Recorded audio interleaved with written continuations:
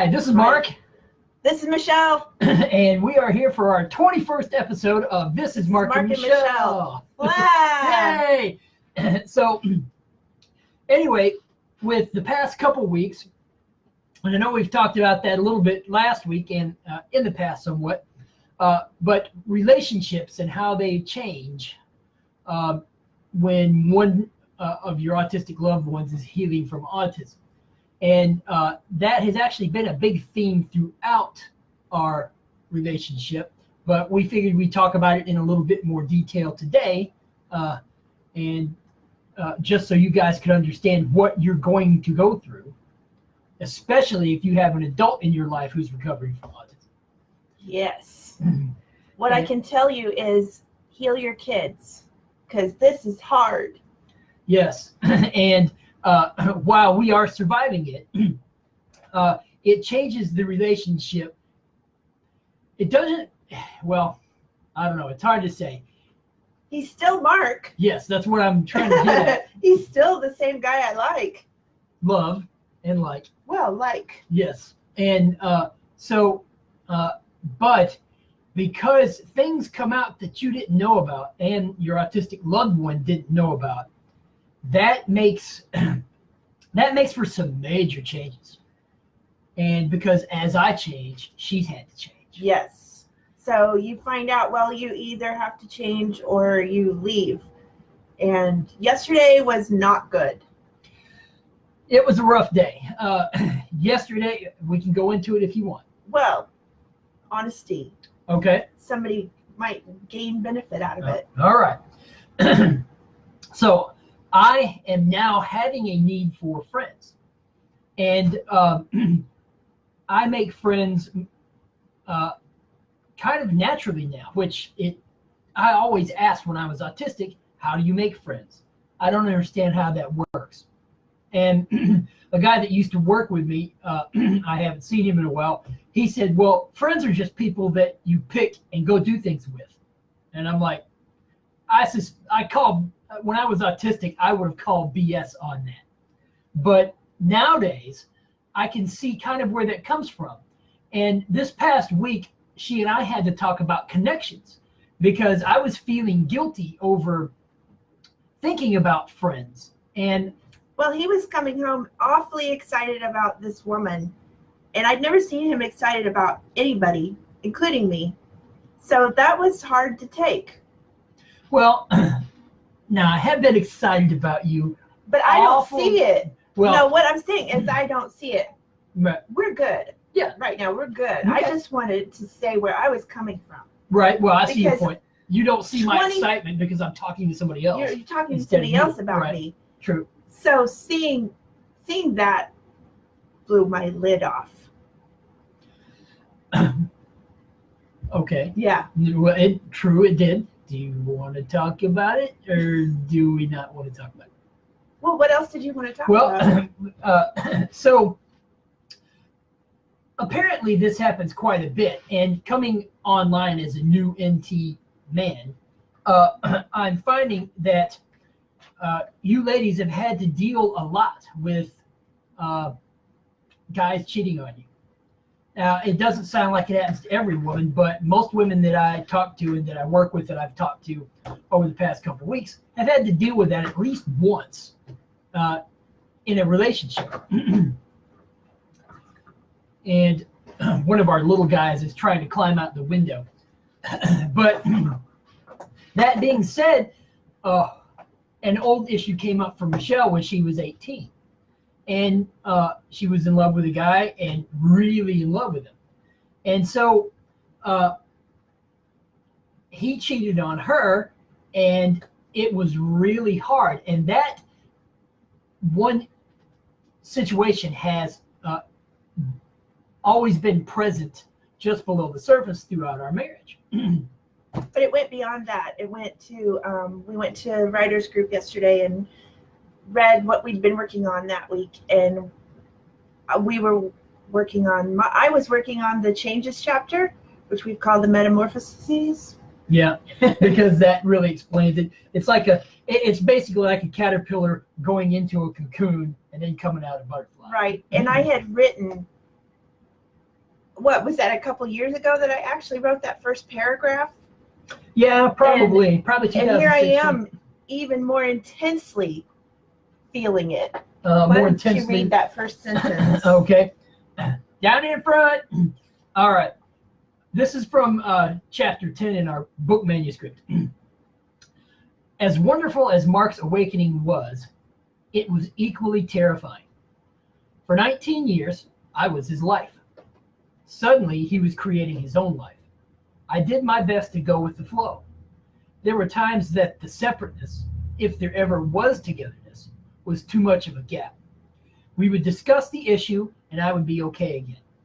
It was a process of separateness intertwined in togetherness. The scariest part was wondering if the marriage would stay together. What if he didn't really like me? What if he married me just because I had offered and no one else had? What if he didn't like who I was emotionally?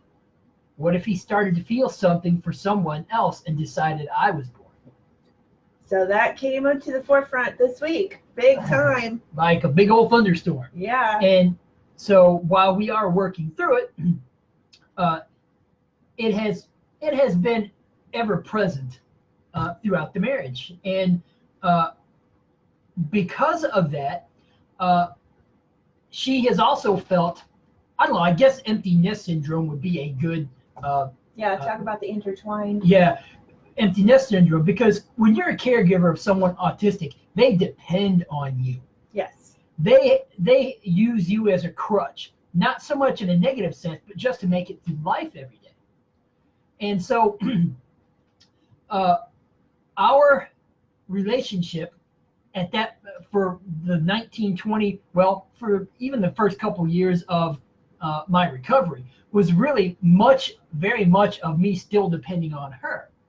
So about 2016, late 2015, 2016, things really started to change for me in relationships and more emotions coming out and that kind of stuff.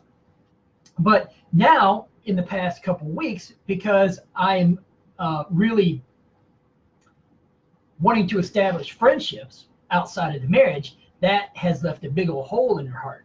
Right, and I want him to have friends. Yes, but there's this huge conflict inside. Right, and so she's been working through that over the past couple days. Well, past couple weeks, really. Well, and then we got to the part where I wrote about me suspecting my mother is autistic, and happened to read an article about emotional neglect, how it's not a thing because nothing actually happens. And they listed all of the quirks and strangenesses that you are when you have been emotionally neglected. So yesterday, everything just blew up. Yep. It all came out, and not necessarily in the wash. No. It was 4 hours of bawling. Yeah, and worried about whether you wanted to stay here on this planet or not, and it was really rock bottom for her, and so but I'm always there through it, and now she's actually feeling my support.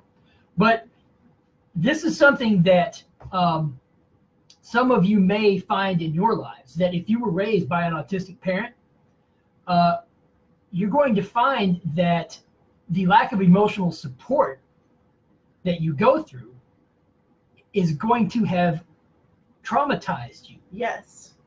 And while it's not abuse, it's just something that most autistic people can't give. I couldn't give it. No. So I spent my whole life being emotionally neglected. Yes, and through no one's fault. Until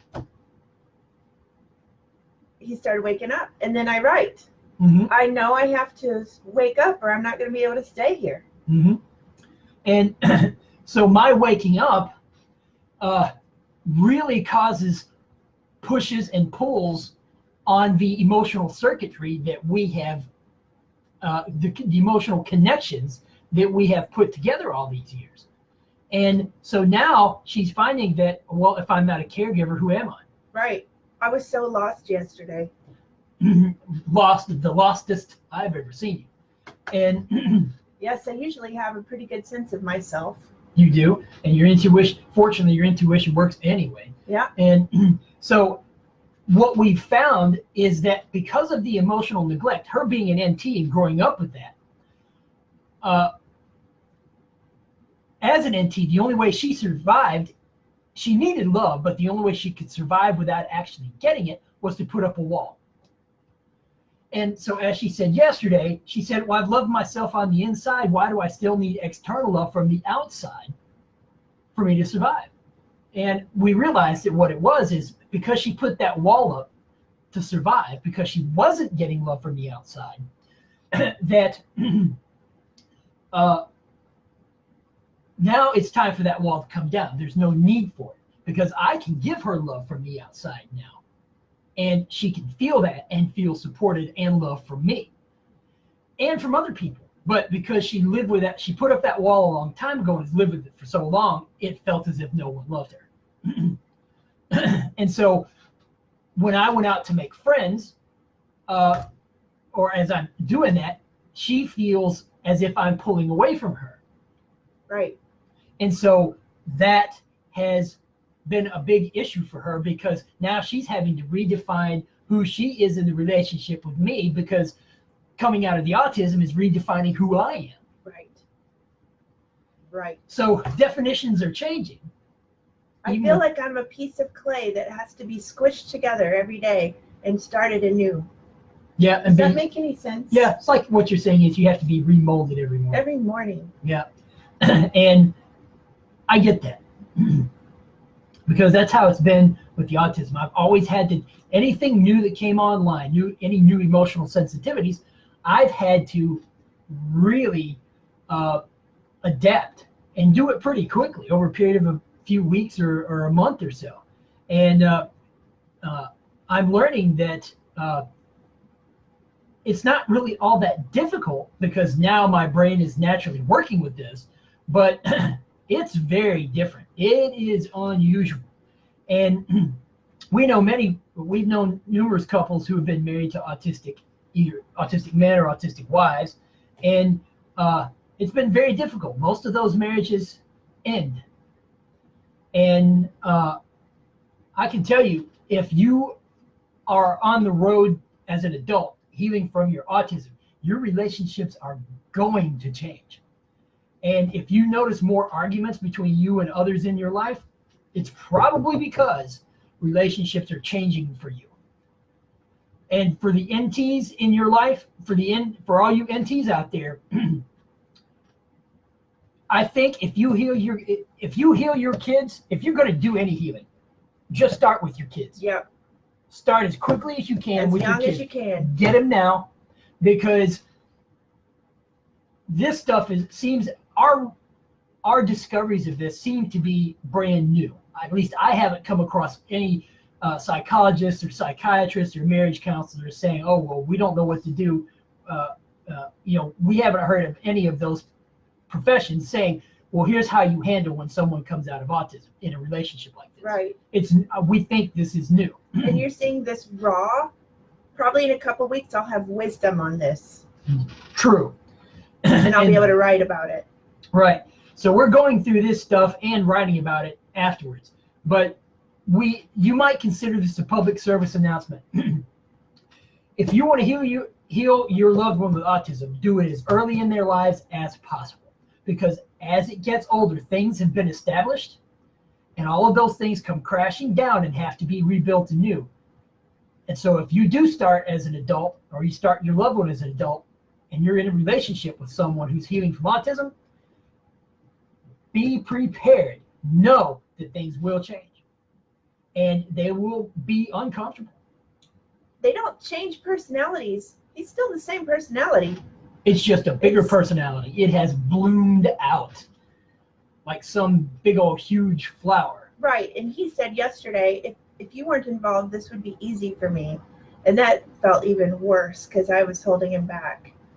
So that was another aggravating factor. Well, to add to that, my wisdom on that was this. If she wasn't involved, it would have been somebody else, and it wouldn't have been any easier. Because the reason being is you always have relationships. Yes.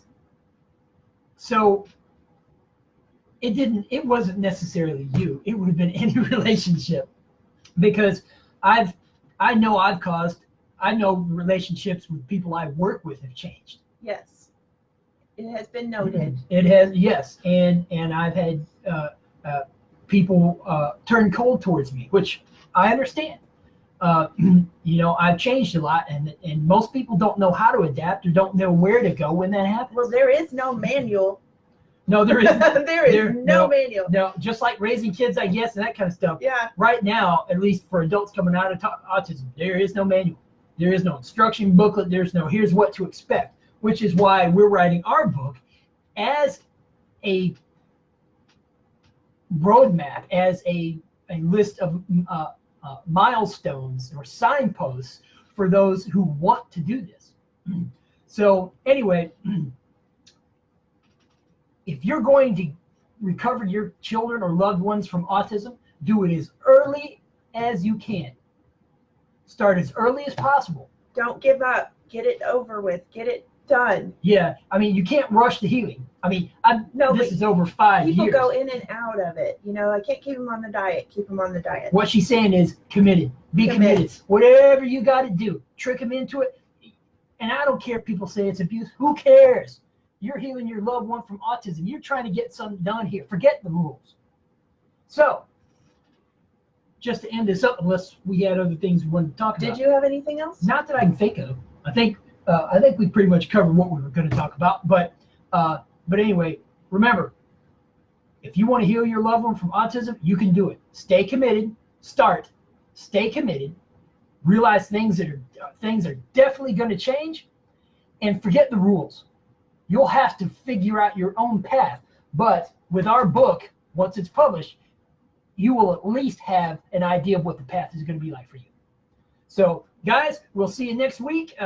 Again, for episode 22 of This Is Mark and we'll Michelle. Still be together next week. Well, I'm assuming Since yesterday we got through it. We always get through it. But anyway, we'll see you next week, guys. Thanks. Bye-bye.